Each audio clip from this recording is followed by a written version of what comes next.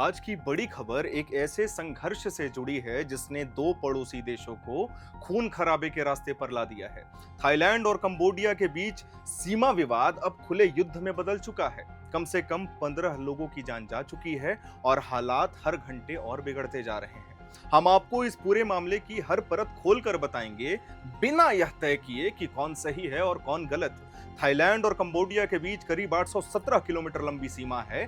इस सीमा को लेकर विवाद 1907 से चला आ रहा है, जब फ्रांस ने इस इलाके का नक्शा तैयार किया था। कंबोडिया कहता है यही असली सीमा है, वही थाईलैंड इसे मानने से इनकार करता है।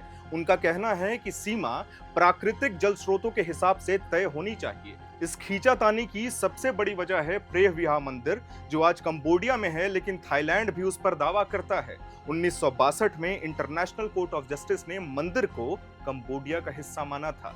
फिर भी सीमा रेखा को लेकर विवाद बना रहा। 2008 से 2011 के बीच इसी इलाके में हिंसक झड़पें भी हुई थी, जिसमें कई सैनिक और नागरिक मारे गए थे। 28 मई 2025 सीमा पर अचानक 10 मिनट की गोलाबारी शुरू हो जाती है। एक कंबोडियन सैनिक मारा जाता है। दोनों देशों ने एक दूसरे पर गोलाबारी शुरू करने का आरोप लगाया। इसके बाद स्थिति और तनावपूर्ण हो गई। सीमा पर सैनिक बढ़ाए जाते हैं और दोनों देशों ने कड़े बयान देना शुरू कर दिया। जून 2025 थोड़ी राहत की खबर आती है।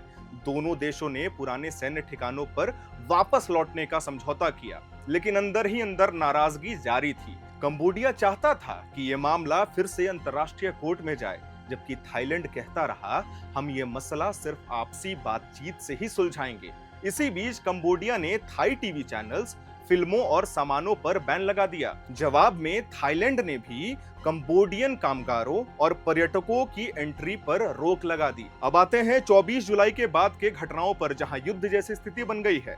थाईलैंड ने ऑपरेशन युद्धा बोदिन शुरू किया, जिसमें F-16 लड़ाकू विमान, तोपें और रॉकेट लॉन्चर भी शामिल हैं। कंबोडिया ने भी पलटवार किया है। उनकी ओर से गांवों, पेट्रोल पंपों और सीमा चौकियों पर बमबारी हुई। खबर है कि कुछ इलाकों में ब्लास्टर बम का भी इस्तेमाल किया गया, जो अंतर्राष्ट्रीय नियमों के खिलाफ माना जाता है। अब तक की रिपोर्ट के अनुसार थाईलैंड में 14 नागरिक और एक सैनिक की मौत हुई है। कंबोडिया में एक नागरिक की मौत की पुष्टि हुई है। कुल मिलाकर कम से कम 15 लोग मारे जा चुके हैं। 1,30,000 से ज्यादा लोग थाईलैंड से पलायन कर चुके हैं। कंबोडिया की ओर से भी 1500 से अधिक परिवारों को सुरक्षित जगह भेजा जा चुका है। दोनों देशों ने एक दूसरे के राजदूतों को वापस बुला लिया है। थाईलैंड के कार्यवाहक प्रधानमंत्री ने कहा, अगर आज भी हालात नहीं संभले तो यह पूरा क्षेत्र युद्ध की चपेट में आ सकता है। 1907 से चला आ रहा ये नक्शे का झगड़ा अभी तक हल नहीं हुआ है। दोनों देशों की राजनीति में राष्ट्रवाद का उभार है।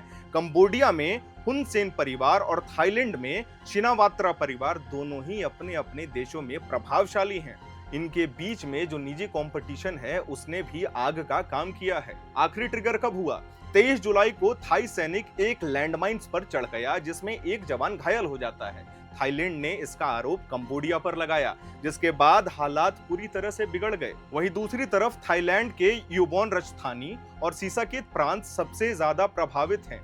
हजारों लोग अब भी राहत शिविरों में रह रहे हैं। दुनिया क्या कह रही है, आप जानना चाहेंगे? अमेरिका, चाइना, यूरोपियन यूनियन और मलेशिया सभी ने संघर्ष रोकने की अपील की है। एशियन देश दोनों पक्षों से बातचीत शुरू करने का अनुरोध कर रहे हैं। यूनाइटेड नेशन सिक्योरिटी काउंसिल में भी यह मुद्दा उठाया गया है। ये संघर्ष सिर्फ एक सीमा का नहीं है, ये संघर्ष उन लाखों परिवारों का है जो बिना मतलब के युद्ध में फंस जाते हैं और उन्हें मजबूरन पलायन करना पड़ता है। हम सभी ये बात जानते हैं कि युद्ध किसी भी स्थिति का परिणाम नहीं दे सकता है। युद्ध किसी भी प्रॉब्लम का सलूशन नहीं दे सकता है, लेकिन फिर भी आज 21वीं सदी में, जहां हर देशों के पास वेपन्स हैं, लैंडमाइंस हैं, बॉम्ब्स हैं, मिसाइल्स हैं, लेकिन वो नहीं रुकते, वो नहीं थमते। आगे की अपडेट्स आपको हम देते रहेंगे। मेरा नाम है हर्षित और आप देख रहे हैं एयर नाउ।